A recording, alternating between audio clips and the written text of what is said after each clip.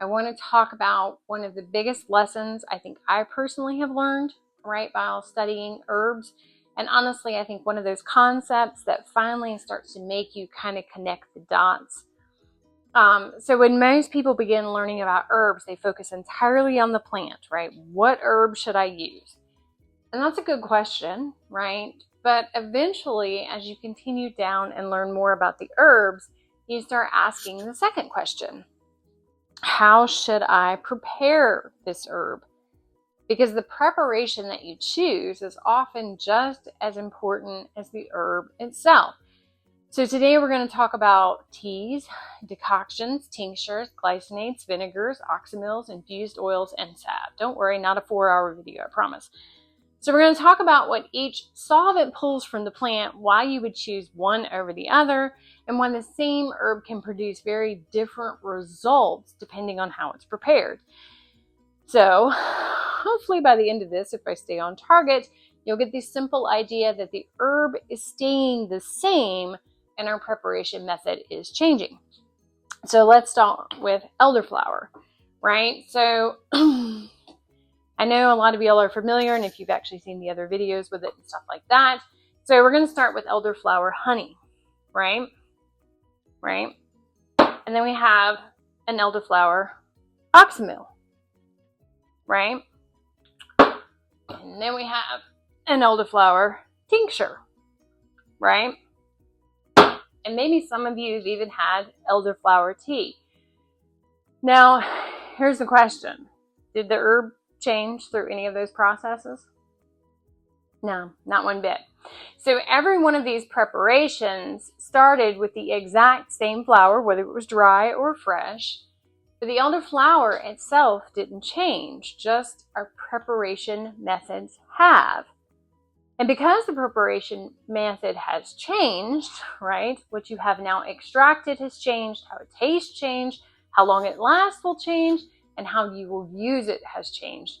And this is one of the biggest concepts of herbalism, right?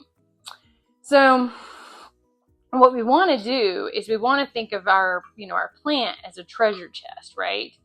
And so inside that treasure chest is all types of natural compounds, right?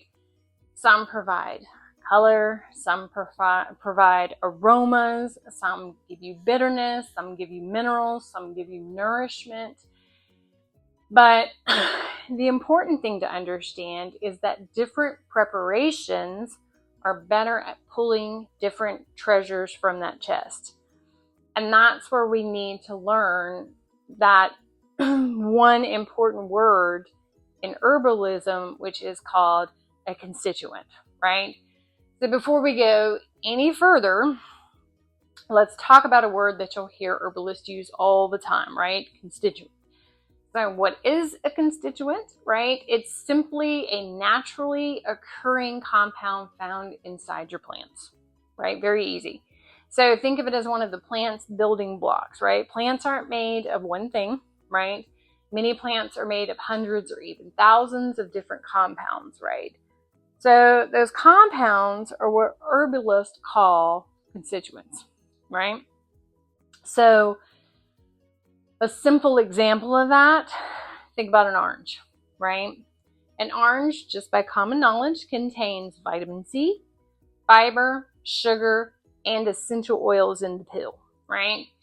So, peel. Apparently I'm tired today. So all of those are different constituents of the orange, right? Plants work exactly the same way. So when herbalists talk about the constituents, right, we're simply talking about the natural compounds found within the plant, right? Very basic, but helpful. So common, right? So I don't want to overwhelm anybody, but let's look at a few that you'll often hear, right? There's minerals in the plant. Those minerals can be calcium, magnesium, potassium, iron, and your herbal book will lay out, right, what each herb has.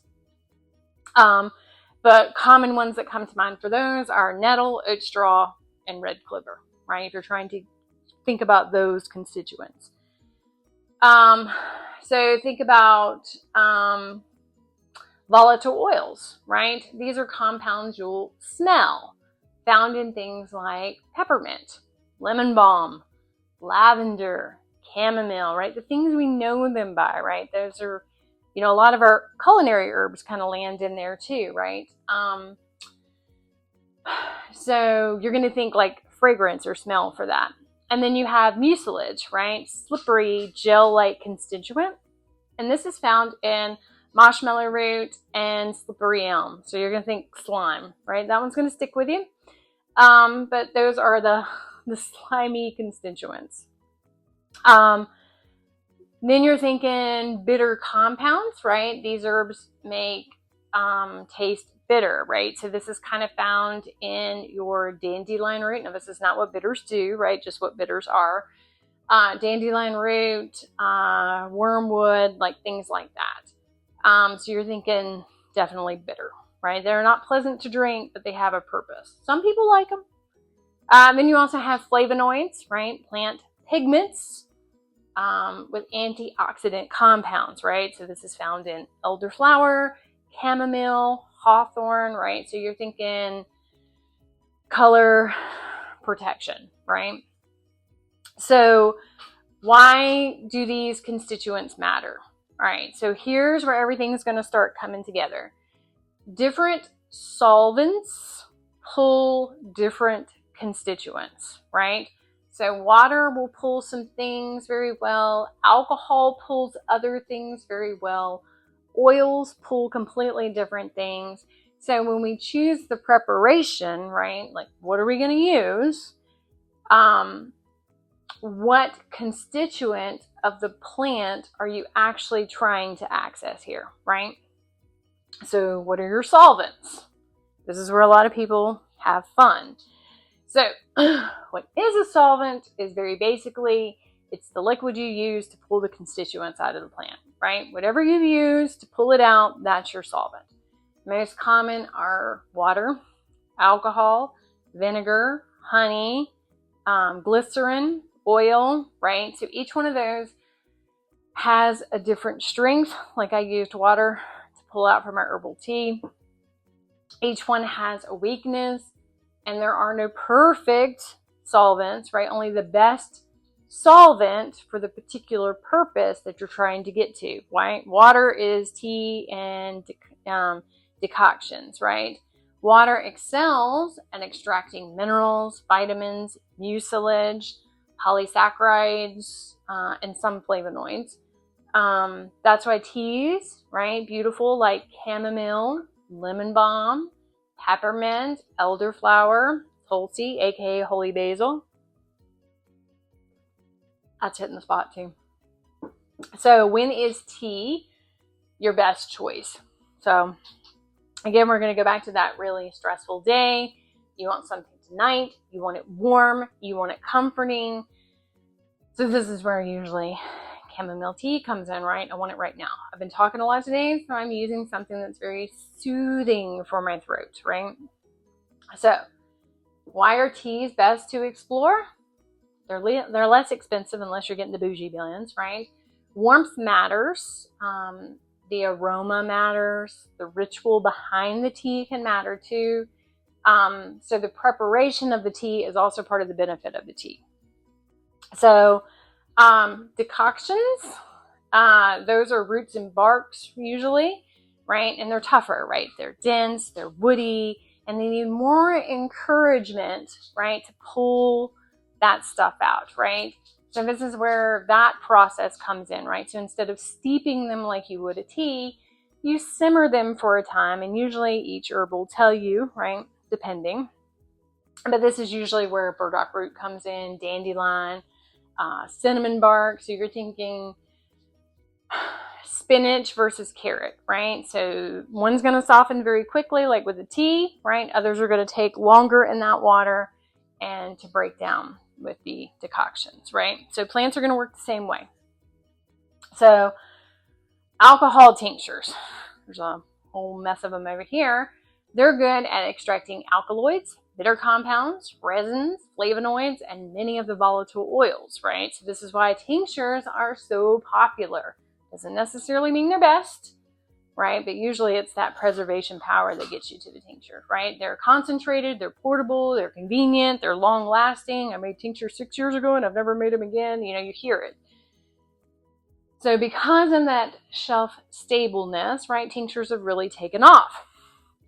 So when would I use a tincture? So let's use lemon balm as our example, right? So you can make that lemon balm tea or tincture or glycerate, and all of them would make sense. But if I want something that stores for years and can be used quickly, that's why tinctures are your choice, right? Same herb, different goal, different preparation. And again, it depends on what you're trying to extract out of that plant. So glycerates, that's using glycerin, right? Some flavonoids, some tannins, some volatile oils, some water-soluble compounds, right? Glycerin isn't usually as powerful as alcohol, but that's not why we use it usually. We use it because it's sweet, alcohol-free, and easy to take, right? So think about people who are trying to stay away from alcohol, and of course, like children, right? So chamomile is one of my favorites, and actually a really nice one to begin with. Then we have vinegars. Vinegars excel at extracting minerals, trace minerals, and some flavonoids, which makes vinegar especially useful for herbs such as nettle, oat straw, red clover, and dandelion leaf, right? So think on nettle for a minute. I know it does get some bad press sometimes, but so if you think about nettle, right, nettle tea pulls the minerals, the vitamins, and those water-soluble nutrients. Nettle vinegar is going to pull minerals and trace minerals, right? A nettle tincture is going to pull some constituents, but relatively very few minerals from the plant. And nettle oil pulls very little of what most people typically use nettle for. Same herb, right? Different preparation, different results. So again, plant still hasn't changed. I'm telling you, this is wonderful. All right, so let's think about honey, right? Honey is often chosen because it provides a pleasant flavor, right? You can put it in your teas even. Preservation is a great way. I didn't see a lot of people putting garlic in there. And ease of use, right? Honey is not necessarily the strongest extractor, but sometimes the best, right, for what you're eventually going to use it for. Then you have oxymels, right, which is honey and vinegar together, and each recipe is dependent on how much herb, etc. So this is going to give you some mineral extractions, improved flavor, easy administration, long storage, right? So this is why oxymels are like one of those go-to preparations too, right? They're effective, they're approachable, and people tend to enjoy taking them, right? All of us remember having golden seal shot down our throat once or twice in our life. Not fun. So oils, right? So oils extract fat-soluble compounds, aromatic compounds, and some resins.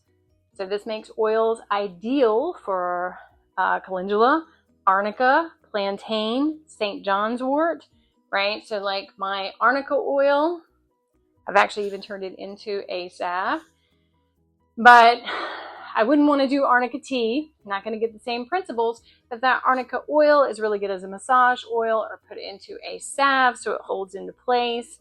To treat like the sore muscles and those types of issues too. So think about where you're going to use it, and that's going to depend on also how you do it, which of course is a nice segue into our salves. Pretty much just that infused oil, adding beeswax, and if you want to, you can add some essential oils depending on what you're trying to accomplish, right? So once you've learned how to make the infused oil, you're already halfway to the salves, right? So you just love it when that learning just continues, right? So not every herb works beautifully in every preparation.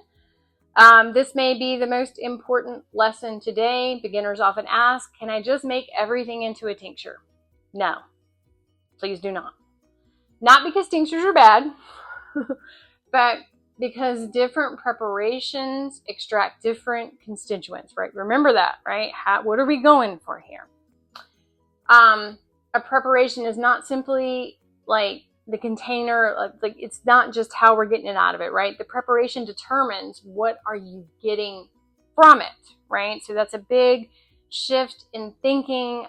Beginners usually ask, again, like, what herb should I use, right? And now we're starting to ask, how do I want to use it? Which is really when you start to get in to the herbalism itself, right? Studying the plants is great, but you want to take it to that next level of like, how am I trying to use it, right? So choosing the right preparation, right? That's always the tricky part. If I want something right now because my throat is scratchy, I'm going for tea, right? If I want a long shelf life, I'm gonna make tinctures. If I want alcohol-free, that's where your glycerites come in. If I want mineral support, that's your vinegars. If you want a pleasant flavor, that's your oxymels. If you want skin support, oils and salves. If you got hard roots and barks, decoctions, right? That's it. I mean, that's like your preparations in a nutshell. Again, there's always different cases, but this is just trying to give you the cliff notes, right? So we've made full circle here, so let's go back. So we're talking about that elderflower again, right? So you can make it into a tea, you can make it into honey, you can make it into an oxymel, you can make it into a tincture. Same flower, different preparations, different constituents, different strengths, absolutely, different uses, right? But our flower has ultimately stayed the same. You're using the same herb over and over again. Only the preparation has changed. So, if we're going to remember one thing from today's video, other than my sore throat, let's remember the preparation is not just the container for the herb, right? The preparation determines what you get from the herb. Herbalism isn't just learning plants, it's learning how to work with those plants, and every preparation gives us another tool for building that relationship. And you become very intimate with these herbs. So, thank you so much for joining me today. If you enjoyed this video, let me know in the comments. Tried to keep it short because there is a lot, and we could easily do a 4-hour video, which we'd all fall asleep, even me. But remember, guys, stay rooted, stay grounded, keep growing in grace, and I will see you in the next one.